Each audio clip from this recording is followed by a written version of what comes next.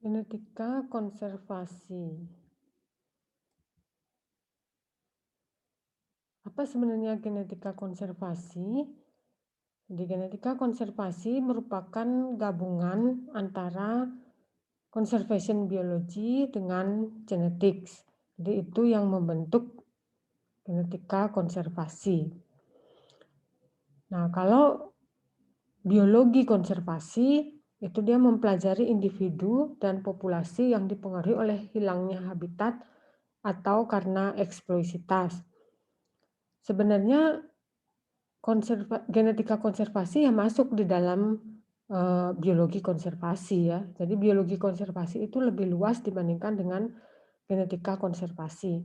Dalam genetika konservasi kita lebih khusus membahas mengenai peranan genetika di dalam konservasi. Nah, semua dasar ilmu pengetahuan itu, baik itu biologi, ekologi, maupun genetika, yang nantinya digunakan dalam konservasi itu berguna dalam mengambil keputusan untuk kelangsungan hidup organisme. Nah, kita sudah semua tahu bahwa genetik itu mempelajari penurunan sifat dan gen-gen yang berperan. Jadi genetik kan mempelajari akan ilmu tentang herediter ya, tentang pewarisan sifat. Nah, dengan adanya genetika yang masuk ke dalam konservasi, maka menyediakan cara pandang yang baru terhadap pentingnya keragaman antar individu. Nah, sebelumnya genetik ini belum banyak dipertimbangkan peranannya di dalam konservasi. Ya, di dalam konservasi yang penting orang menanam atau melakukan penangkaran, kemudian jumlah individu dapat bertambah, itu sudah cukup gitu. Tetapi sebenarnya genetika memiliki peranan yang penting.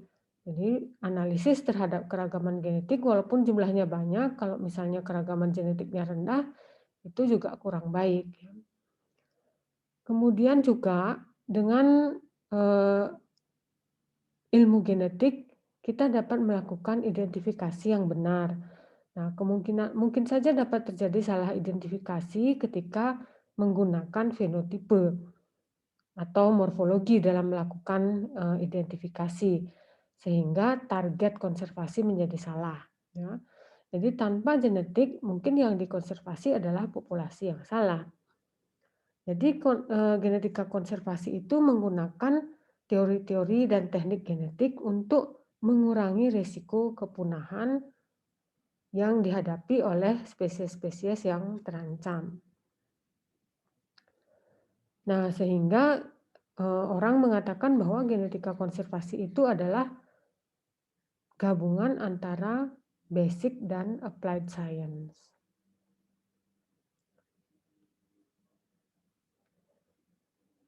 Identifikasi dan prioritas ya di dalam konservasi.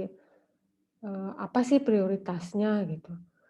Nah, yang pertama orang mengatakan bahwa kita perlu mengkonserv basal taxa.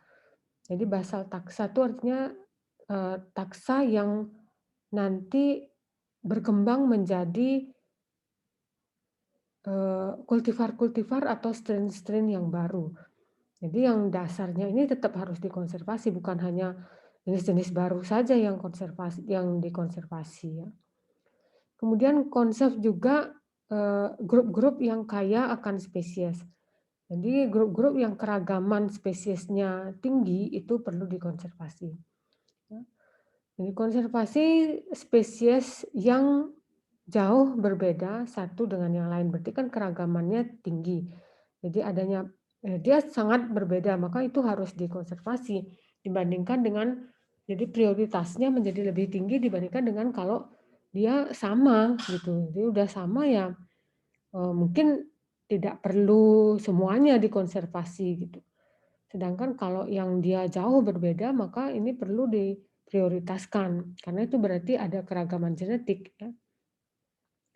Conserve those taxa maximizing phylogenetic diversity. Jadi ada istilah keragaman filogenetik. Jadi keragaman filogenetik ini menunjukkan panjangnya jalan evolusi yang ditempuh dari suatu takson ya.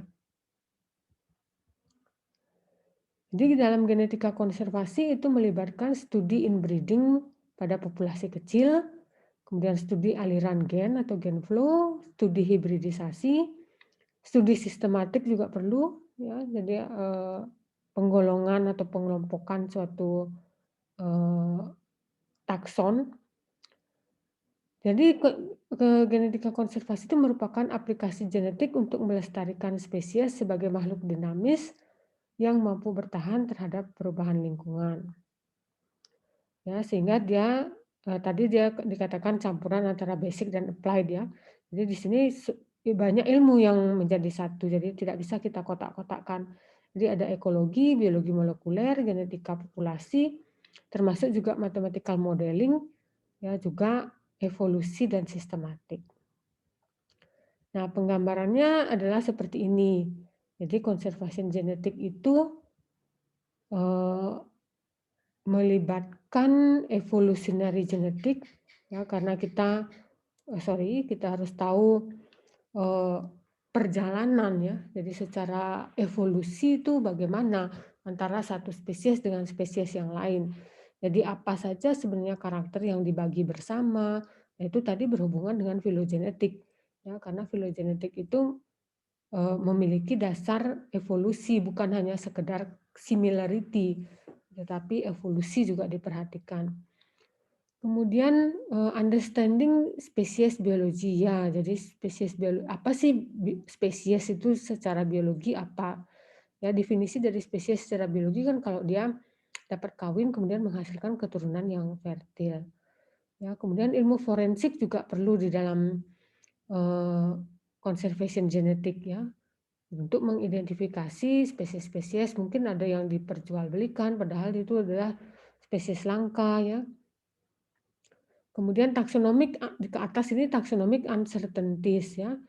Jadi dia, eee, adanya ketidakpastian taksonomi itu menyebabkan kemungkinan akan dapat eee, target konservasinya menjadi salah. Kemudian introgression ya, jadi dia yang, berbeda yang ini berhubungan dengan persilangan ya, berhubungan dengan hibridisasi. Jadi dia menyilang terus-menerus gitu. Nah kemudian population structure dan fragmentasi juga ya, populasi yang terfragmentasi yang tadinya dia populasi besar kemudian menjadi terfragmentasi menjadi beberapa populasi kecil. Lalu ada outbreeding juga ya, outbreeding itu berarti perkawinan yang dia sangat jauh. Ya, jadi perkawinan yang sangat jauh sering gagal menghasilkan keturunan. Kemudian juga ada small population ya, small population akan menghasilkan inbreeding, jadi kebalikan dari outbreeding. Inbreeding ini berarti dia perkawinan yang ada hubungan kekerabatannya. Ya, kalau perkawinan terjadi antara yang berhubungan kerabat dekat, maka itu akan menurunkan, fitness, ya, menurunkan, kekuatan untuk bereproduksi atau kemampuan untuk bereproduksi. Juga nantinya populasi yang kecil akan menyebabkan kehilangan keragaman genetik, lalu akumulasi dari mutasi, yang semuanya ini akan mengarah kepada kepunahan. Ya oleh karena itu diperlukan manajemen genetik. Ya bagaimana mengidentifikasi manajemen unit, baik itu di wild ataupun dia di captive, jadi di penangkaran. Kemudian, di dalam penangkaran tentu akan ada adaptation to captivity ya, kadang adaptasi terhadap penangkaran ini juga merugikan karena dalam penangkaran segala sesuatunya disediakan ya, sehingga sering kemampuan mereka untuk berburu, misalnya hewan-hewan itu menjadi berkurang. Nah kemudian setelah di-captive, setelah ditangkarkan tentu harus di-reintroduction, dilepas kembali. Kenapa kenapa genetik itu penting ya? Nah, sering kan hilangnya atau punahnya suatu, eee, spesies itu adalah disebabkan karena kerusakan habitat atau juga karena pengaruh manusia ya sebagian besar jadi kerusakan habitat, kemudian polusi gitu misalnya ya. Nah, eee, saat kerusakan habitat menyebabkan populasi beresiko, maka ilmuwan dan manajer konservasi akan mentargetkan populasi tersebut untuk diteliti. Jadi kalau ada dia, penurunan penurunan ukuran populasi, jadi populasi itu menjadi beresiko gitu karena ada kerusakan habitat, maka itu akan menjadi target, untuk diteliti bagaimana sebenarnya kondisi dari populasi tersebut ya, keragaman genetik dari populasi tersebut. Sehingga poinnya sebenarnya adalah kalau habitat destruction terjadi, maka ukuran populasi akan berubah, ya, ukuran populasi akan menurun gini, ya. Saat populasi total dari spesies menjadi kecil, maka kelangsungan spesies akan menjadi kritis. Jadi kalau ukuran populasinya itu kecil, maka kelangsungannya menjadi kritis. Nah, itu kenapa? Ya, kenapa populasi yang kecil, maka kelangsungan spesiesnya menjadi kecil juga, ya, berarti kan peluang punahnya menjadi besar. Ya, nah itu kalau secara genetik, diakibatkan oleh adanya inbreeding. Jadi di dalam populasi yang kecil, kawin acak tidak terjadi. Nah, mudah-mudahan masih ingat pelajaran genetikanya ya. Jadi di genetika itu ada subtopik genetika populasi kan. Nah, di situ dibahas bahwa populasi itu setimbang kalau terjadi kawin acak kan. Nah, kalau populasinya kemudian tidak kawin acak, maka dia akan menyimpang dari Hardy-Weinberg sehingga lama-lama ukuran semakin kecil lah ukuran populasinya semakin kecil sehingga akhirnya bisa terjadi kepunahan ya. Jadi tujuan dalam genetika konservasi itu adalah menjelaskan variasi genetik yang terdapat pada hewan dan tumbuhan. Ya, variasi genetik ini sangat penting dalam menjaga biodiversitas pada tingkat spesies, populasi, dan ekosistem. Kenapa variasi genetik penting ya? Kayak tadi lagi penjelasannya. Karena kalau dia seragam, kalau misalnya dia nanti kena penyakit, seragam semuanya, maka kemungkinan kemungkinan punahnya menjadi besar. Tapi kalau dia variasi genetiknya tinggi, maka akan ada di antara populasi itu yang dapat bertahan. Individu dalam suatu spesies itu bervariasi sangat besar, ya. Jadi variasinya banyak. Nah, variasi ini sangat penting. Nah, variasi memang bisa kita lihat secara morfologi, tetapi tidak selalu ya. Jadi variasi secara morfologi ya artinya yang dapat kita amati gitu. Tetapi sebenarnya secara genetik juga akan lebih baik gitu pengamatannya kalau kita melihat bahwa genetiknya juga berbeda ya. Nah, populasi dengan banyak alel yang berbeda akan lebih mampu menghadapi perubahan pada lingkungan seperti misalnya adanya penyakit baru. Sebenarnya nggak hanya penyakit baru ya, tapi juga ya eh, climate change gitu, misalnya global warming itu juga. Ya, kalau misalnya alelnya banyak maka ada pilihan seperti yang tadi sudah kita bahas ya. Kalau alelnya sedikit maka akan mati semua. Nah, contohnya di Bali dulu ada varietas jeruk yang sangat bagus, yaitu di Bali Utara, tapi kemudian terkena CVPD, ya, terkena penyakit citrus plum disease ya. Nah, kemudian sampai akhirnya itu habis, ya, tidak ada lagi gitu. Jadi udah kehilangan akhirnya kan plasmanutua. Nah, kemungkinan karena keseragamannya tinggi. Jadi kalau misalnya dia beragam, maka kemungkinan akan ada yang bertahan. Nah, yang bertahan ini kemudian bisa dikembangkan lagi kan. Nah, itu salah satu contoh bahwa kalau keragaman genetiknya itu rendah, maka ketika terserang penyakit atau ada perubahan lingkungan, kecil kemungkinan dia untuk bertahan. Nah, itu sebabnya diperlukan analisis yang dapat mengevaluasi keragaman genetik. Ya. Jadi keragaman genetik ini menjadi penting. Oke, kelihatannya dia sama mungkin, ya, tetapi genetiknya bagaimana, ya? Atau kebalikannya, dia kelihatan berbeda tetapi genetiknya sama. Nah, kenapa dia kelihatan berbeda? Pengaruh lingkungan kan, misalnya satu tanaman yang sama, satu ditanam di tanah yang subur, satu di tanah yang kering, maka penampilannya kan akan berbeda. Ya, padahal dia sebenarnya berasal dari stek misalnya. Nah, kalau berasal dari stek itu kan cloning ya. Stek itu sama dengan cloning, karena dia perkembangbiakan vegetatif kan. Jadi tidak ada percampuran antara 2 gamet. Dia akan sama persis. Secara genetik dia sama persis gitu, tetapi karena ditanam di lokasi yang berbeda, morfologinya jadi berbeda. Padahal genetikanya sama. Nah, itulah pentingnya mengevaluasi secara genetik. Jadi keragaman genetik tadi diperlukan untuk adaptasi. Ya, kalau tidak ada keragaman genetik ya sudah akan hilang semua ya. Nah, keragaman genetik seperti tadi sudah kita bilang juga dapat dievaluasi dengan morfologi, dengan kromosom, dengan protein, dengan molekuler. Populasi yang besar dan populasi yang melakukan outbreeding umumnya memiliki keragaman yang besar. Ya, tadi kita sudah bahas kalau populasi kecil dia akan inbreeding kan, tidak kawin acak. Nah, kebalikannya sekarang kalau populasi besar, ya dia akan kawin acak. Ya, atau populasi yang melakukan outbreeding, dia kawinnya dengan yang varietasnya atau strain-nya berbeda ya. Jadi kawin dengan yang genetiknya berbeda. Ya, maka itu akan menimbulkan keragaman yang besar.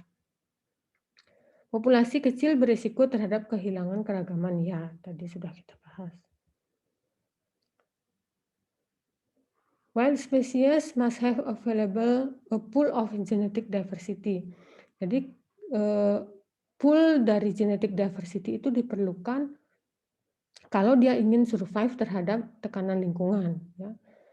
Jadi spesies-spesies itu perlu memiliki gene pool. Ya, gene pool itu artinya kumpulan alel-alelnya. Nah, semua alel-alelnya itu dari suatu spesies itu harus banyak gitu, harus beragam sehingga dapat bertahan dari tekanan-tekanan lingkungan. Ya, nah kalau itu tidak terjadi, kalau gene pool-nya itu kecil, ya maka tidak akan bisa dihindari si kepunahan ini akan terjadi. Gitu ya. Nah ini sebenarnya buku yang saya pakai ya, Introduction to Conservation Genetics. Saya punya bukunya ya, mungkin nanti bisa juga bisa juga sih saya share ya. Nah, 3 alasan bahwa genetika dapat menyumbang secara signifikan pada konservasi. Jadi alasan yang pertama adalah pemeliharaan keragaman genetik penting untuk perubahan secara evolusi. Tadi kita sudah membahas pentingnya keragaman genetik sebenarnya kan, bahwa keragaman genetik itu menyebabkan evolusi itu dapat berjalan gitu. Kalau tidak ada keragaman genetik seperti contohnya jeruk jeruk di buleleng tadi, ya yang karena kena penyakit akhirnya hilang semua. Jadi tidak ada lagi yang bisa bertahan gitu.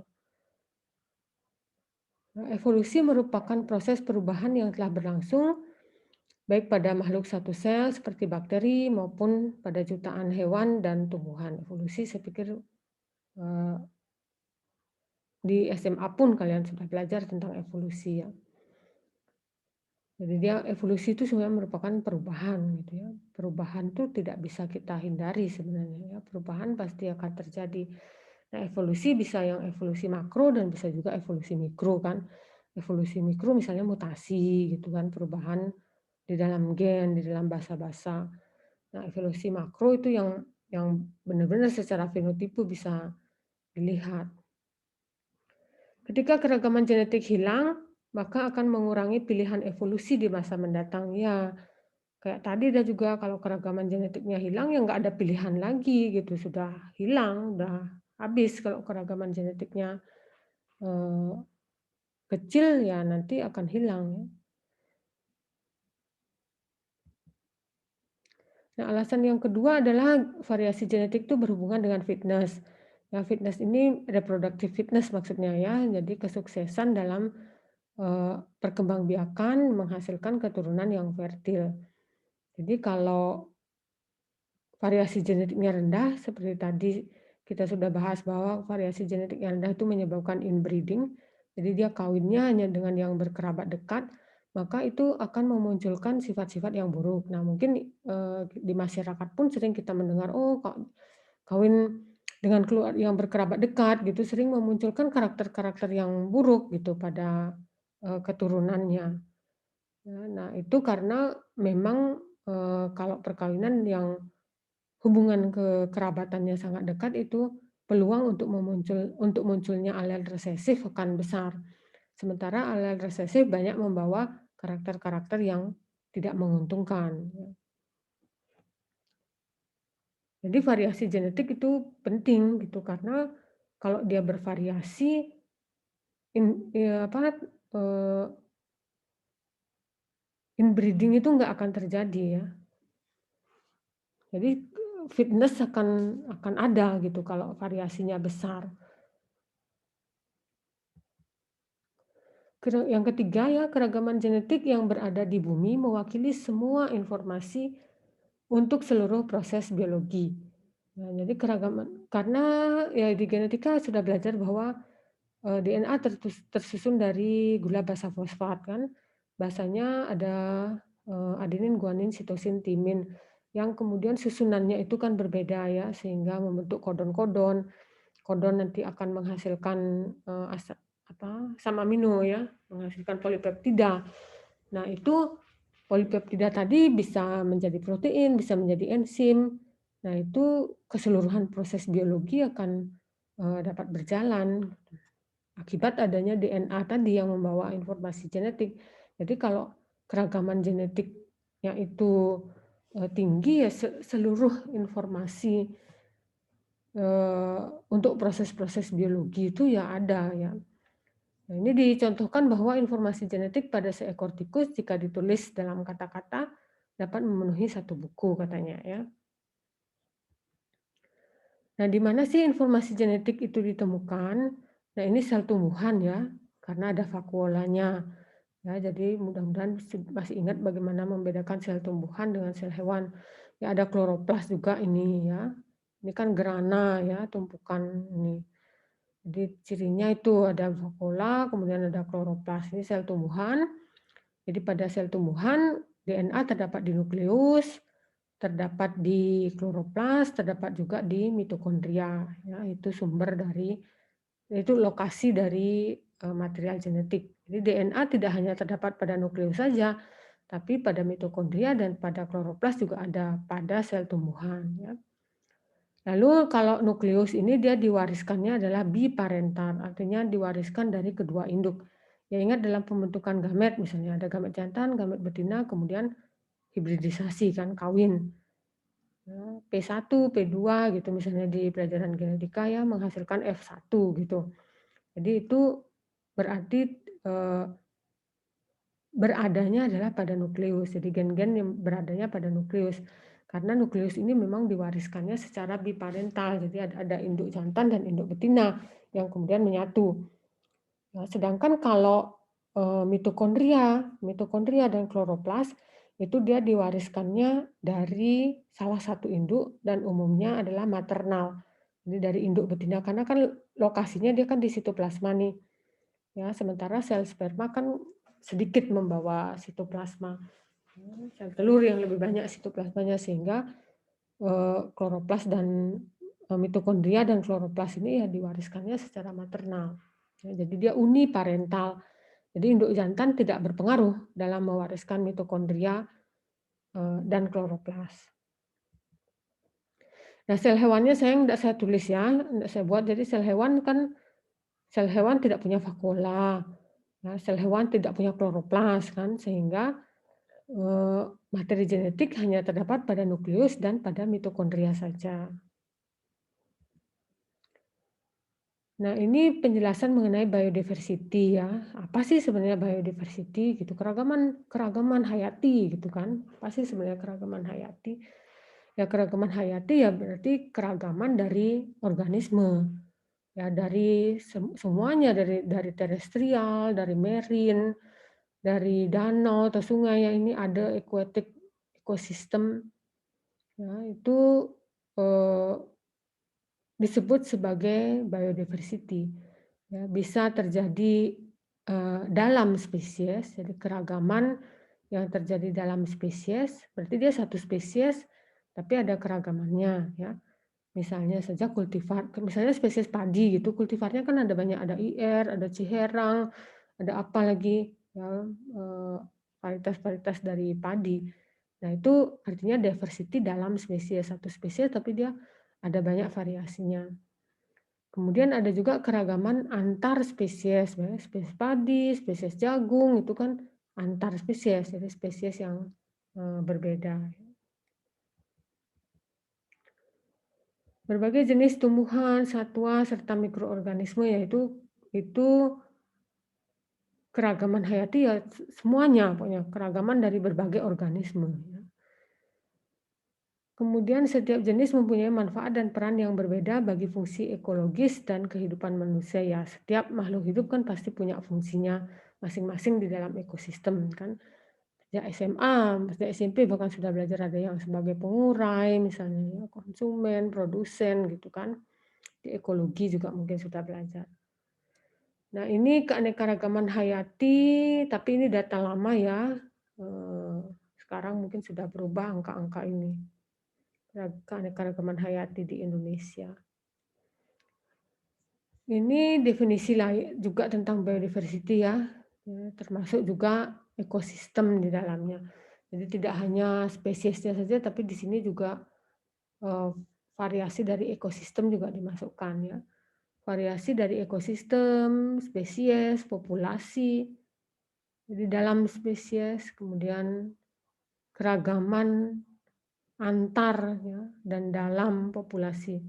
Ya, di dalam populasi itu kan kumpulan dari spesies yang sama yang menempati suatu habitat kan begitu.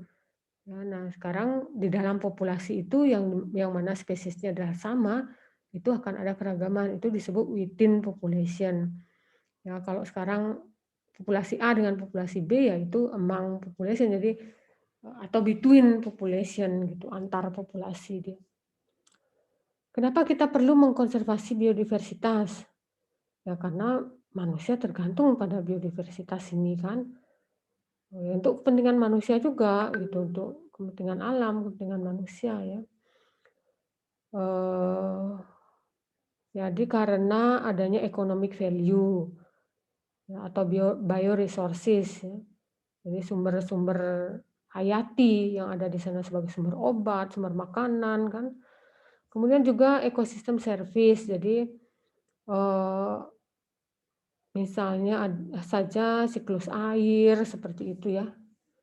Ekosistem service misalnya di Merin gitu ya, padang lamun gitu misalnya itu kan dia memiliki fungsi service yang besar ya, misalnya sebagai tempat memijah, tempat berlindungnya ikan gitu, misalnya itu tuh ekosistem service. Ya jadi dia secara ekonomi mungkin tidak besar, fungsinya atau manfaat secara ekonominya nggak ada, tapi ya dia memberikan jasa terhadap ekosistem. Kemudian juga nilai-nilai seni, keindahan ya, seperti tadi misalnya kita ke pantai ada bervariasi, ada banyak binatang laut yang bisa kita lihat, itu kan nilai seni ya. Nilai untuk rekreasi gitu juga. Nah ini right of living organism to exist ya, ya setiap organisme kan punya haknya untuk hidup, untuk ada, yaitu ciptaan Tuhan. Jadi Tuhan memang luar biasa sekali gitu menciptakan segala macam bentuk ya, segala macam organisme. Lalu apa saja sih ancaman terhadap biodiversitas ya? Ancaman sebenarnya sebagian besar karena ulah manusia ya. Nah ini juga data lama sebenarnya ya. Data lama banget malah ini, kalian belum lahir mungkin. Jadi ini kondisi habitat loss ya. Jadi Indonesia ya 50% habitat loss. Sekarang mungkin jadi tambah banyak kan dengan banyaknya pembangunan infrastruktur. Jadi pembangunan dengan konservasi memang jadi bertolak belakang ya. Seperti juga di Bali contohnya pembangunan jalan tol ya. Itu jalan tol di atas laut itu banyak merusak mangrove kan. Tetapi di sisi lain ya kalau tidak dibangun jalan tol kemacetanlah yang terjadi. Jadi ya serba salah memang ya. Jadi ada ada kepentingan yang berbeda. Tetapi alangkah baiknya kalau kemudian, ya dapat dibuat hutan-hutan buatan gitu misalnya. Jadi ya, eee, sekarang di masa pandemi kan orang memang sudah beralih di rumah gitu untuk bertanam gitu, jadi itu bagus bagus gitu ya. Dari segi konservasinya itu, memiliki nilai, eee, plus gitu. Nah, orang melakukan pertanian di rumah ya, home garden gitu misalnya. Itu kan sudah termasuk, salah satu usaha konservasi, apalagi kalau kemudian menanam tanaman-tanaman yang langka di rumah. Nah, strategi apa sih yang ada ya kalau kita ingin mempertahankan biodiversitas ya? Yang pertama adalah konservasi. Konservasi kan pelestarian ya, jadi kita harus melestarikan lah. Jadi apa yang ada itu kita harus lestarikan, jangan sampai hilang lagi.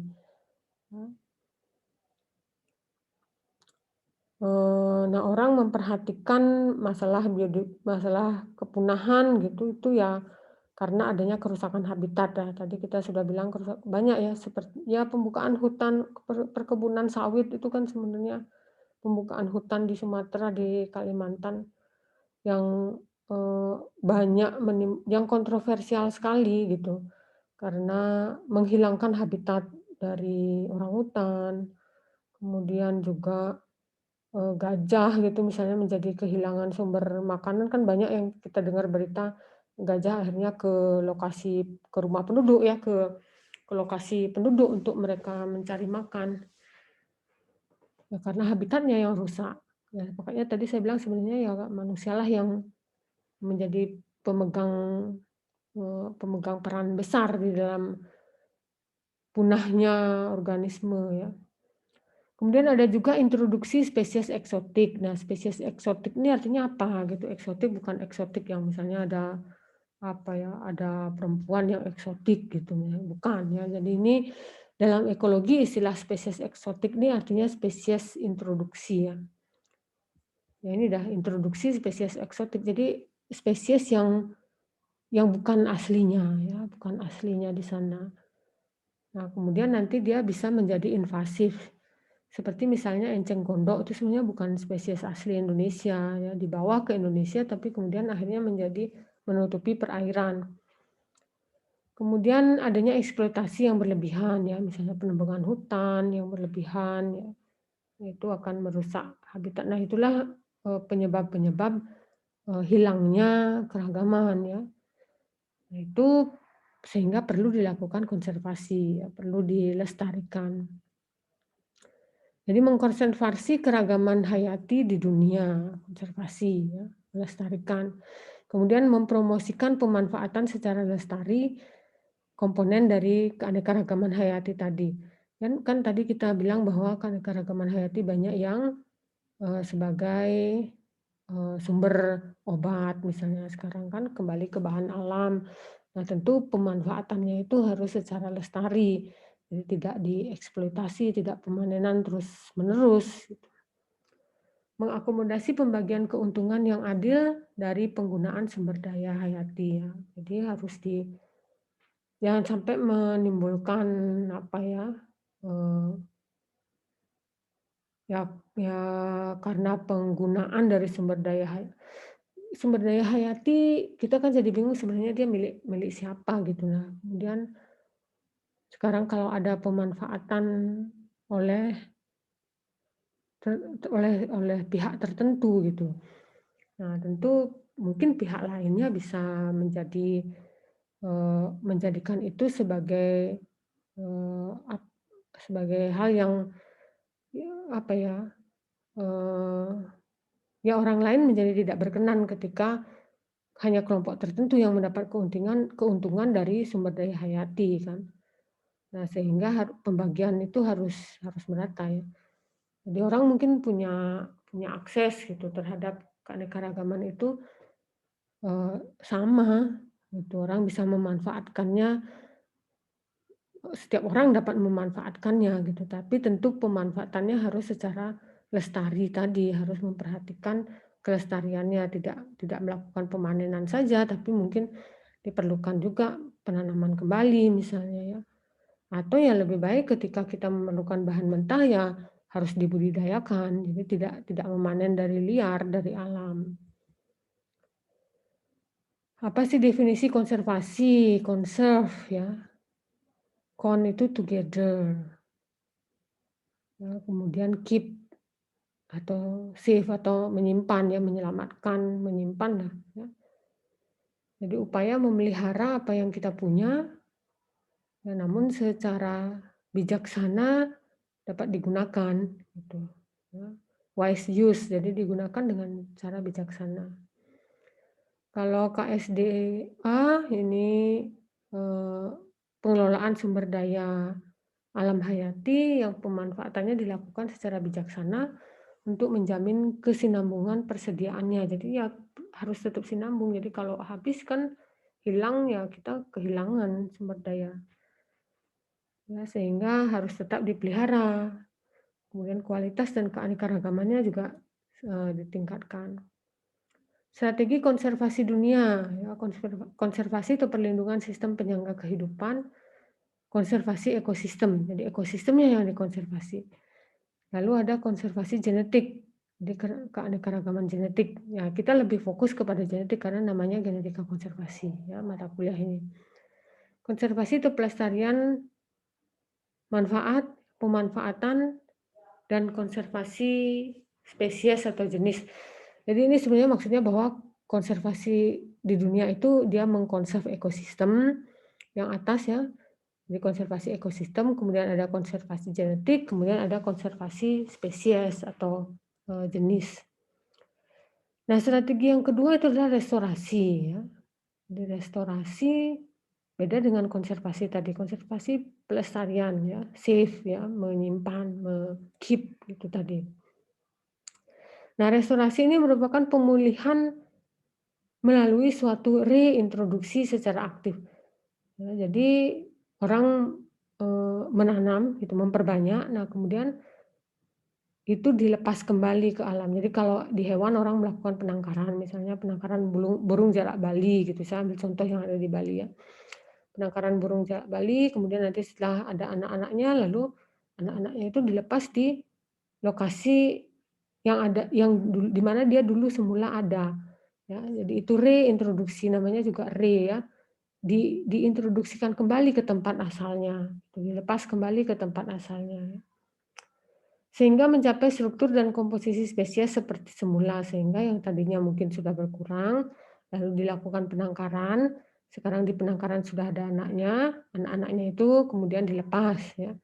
Nah, sehingga di alam ya komposisi spesiesnya kembali seperti semula, itu yang diharapkan. Mengembalikan struktur, fungsi, keanekaragaman atau diversity dan dinamika suatu ekosistem yang dituju ya. Jadi sistem dan fungsi ekosistem harus dikembalikan. Ini reintroduksi misalnya ini contohnya di Kebun Raya Bali ya. Jadi foto ini saya ambil di Kebun Raya Bali. Dia orang melakukan pembibitan di sini. Pembibitan, nah kemudian setelah bibitnya ada, maka dilakukan penanaman kembali ke hutan gitu, itu reintroduksi. Nah, dulu ada juga kawan saya yang mengerjakan proyek ketika Gunung Merapi meletus, kemudian sesudahnya Gunung Merapi meletus kemudian menyebabkan banyak tanaman yang mati kan.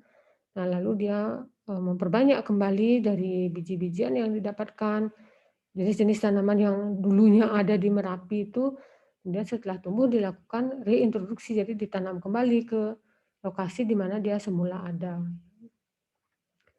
Jadi reintroduksi apa? Reintroduksi berarti dia dikembalikan kan ke lokasi di mana dia dulu ada. Ya, jadi kembali ke habitatnya semula gitu ya.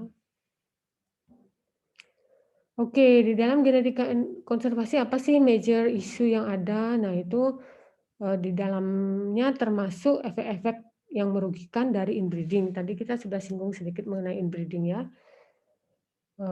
Nanti akan lebih jauh lagi dibahas. Kemudian hilangnya keragaman genetik, ya, dan kemampuan untuk berevolusi sebagai respon terhadap perubahan lingkungan.